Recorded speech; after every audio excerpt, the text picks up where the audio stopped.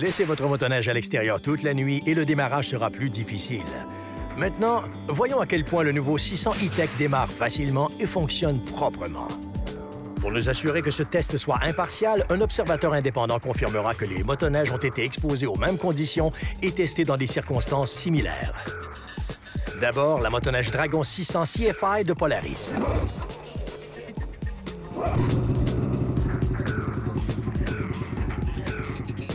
L'épaisse fumée grise de la Polaris envahit l'endroit, alors que les émissions de monoxyde de carbone du moteur sont mesurées.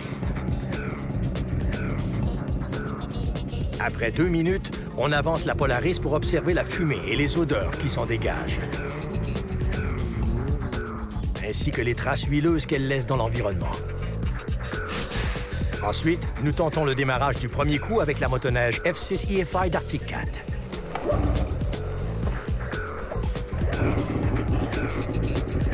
C'est la même histoire. Un réchauffement de 2 minutes et une vérification des émissions de CO2. L'Arctic Cat dégage encore plus de monoxyde de carbone que la Polaris, et lorsqu'on la déplace, elle émet une fumée épaisse.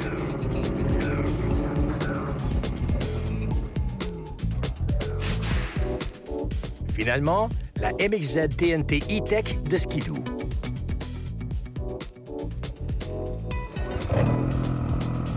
Le moteur 600 HO E-Tech démarre du premier coup. Vous entendez? Même en démarrant à froid, la révolution est stable et silencieuse.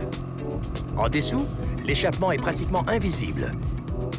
Et le test de monoxyde de carbone montre que les émissions du E-Tech sont les plus basses. Même en appuyant sur l'accélérateur, la motoneige Ski-Doo ne laisse qu'une faible traînée de fumée. Et aucune trace d'huile dans l'environnement. La comparaison est impressionnante. Au ralenti, en accélérant, ou avec les chiffres, le moteur E-Tech propre et efficace redéfinit complètement le monde des moteurs 2 temps pour motoneige. Et si vous croyez que la Yamaha 4 temps est plus propre, regardez ça.